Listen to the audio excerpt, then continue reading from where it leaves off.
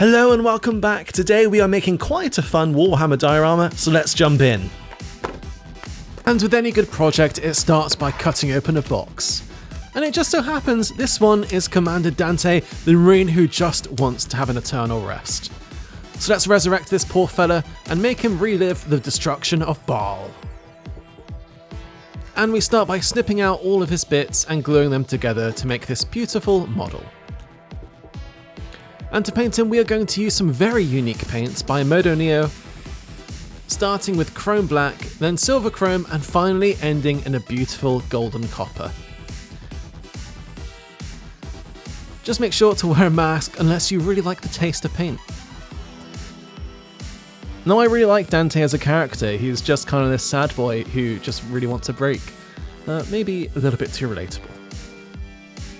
And with my favourite metallics out of the way, it's time to paint all of the white iconography. Then moving swiftly onwards, it's time to paint all of his black under armour in, well, just with a black paint really. And then of course a beautiful red cape that I layered up from burnt red, matte red and blood red, all from AK Interactive.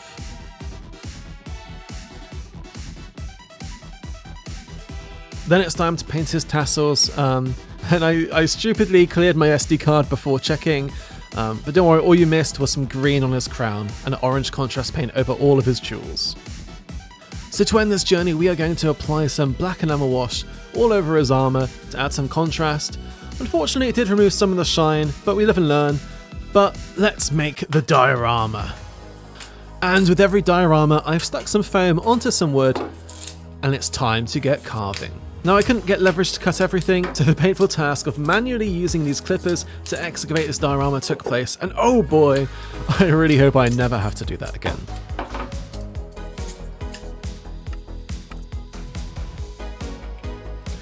Now it's time to stick some plaster rocks in place, and spread some air drying clay all over the diorama using some water to smooth out those crinkles.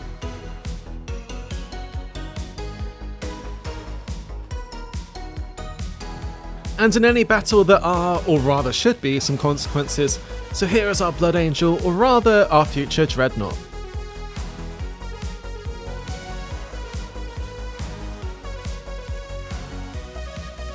I also glued lots of lovely resin bits to make this diorama seem a little bit more interesting.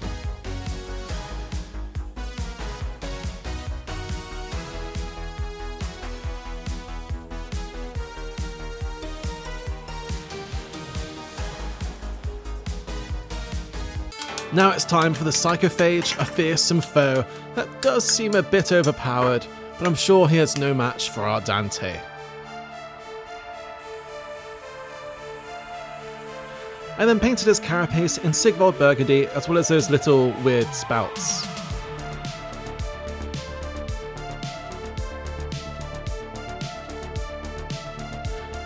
And then created a wash out of voluptuous pink to pour all over his skin for some warmth and contrast.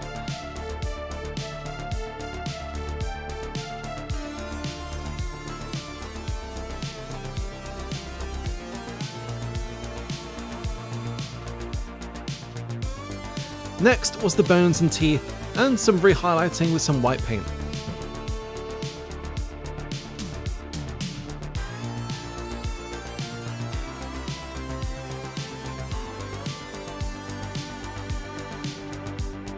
For all those tentacles, I used black leather by Scale 75, which isn't black, but hey ho, I also used Skeleton Horde contrast all over it for some grossness.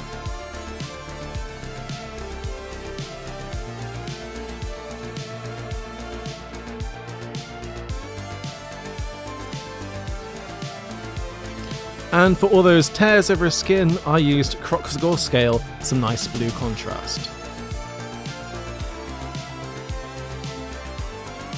Finally, it's time to add a layer of dark brown enamel wash, virtually all over the model, and then I added some dark mud enamel wash over certain areas where I think they'd get a little bit muddy.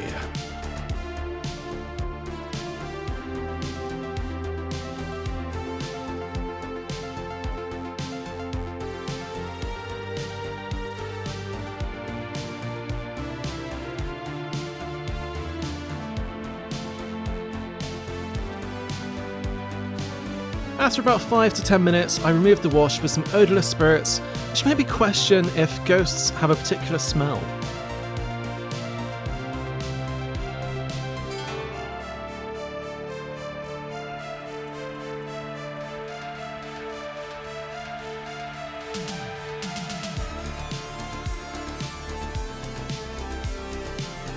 And for all that plasma goo, whatever it is, shooting out the top, I used the Crocscore scales again, thinned down, then some black Templar contrast paint at the bottom for a nice fade.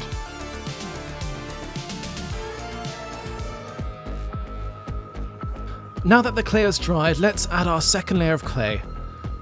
Now this is Smart Mud 2.0, and it can be a pain to apply to say the least, as it loves to stick to itself. So once it's on your fingers, it will stay on your fingers. So that's why I recommend using some gloves, as you can spin those gloves around and use the other side. It's time to add some more texture to the ground, so we are soaking the clay in isopropyl spirits. And some white glue, then I drop some foam flocking, dirt and stones everywhere.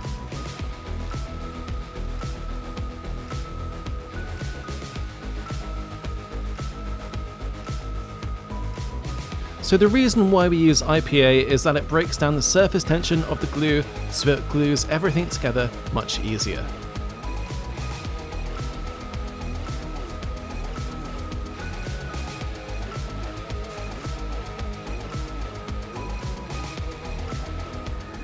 Now let's paint the last miniature.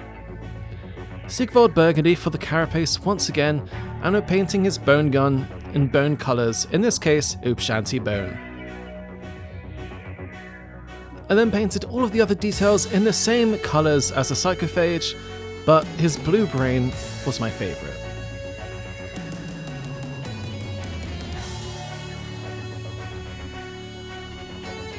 Then after his voluptuous pink wash, it's time to move on to all the other washes.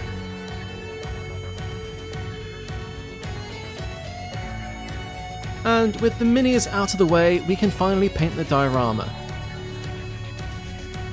I started with an airbrush of Militarum green, literally everywhere, and then mixed some wildwood in for some brownness.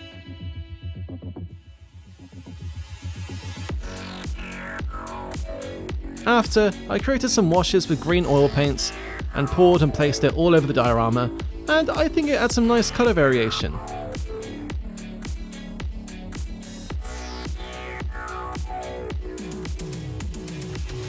So after painting all of the little Tyranid infection pieces, I used a grey wash over all the rocks, and it creates this really nice, semi-realistic effect. The main way to make it look better is to add some other colours behind the grey, some blues, greens and yellows. And for the Space Marine, I painted it with Blood Red by AK Interactive with those same enamel washes.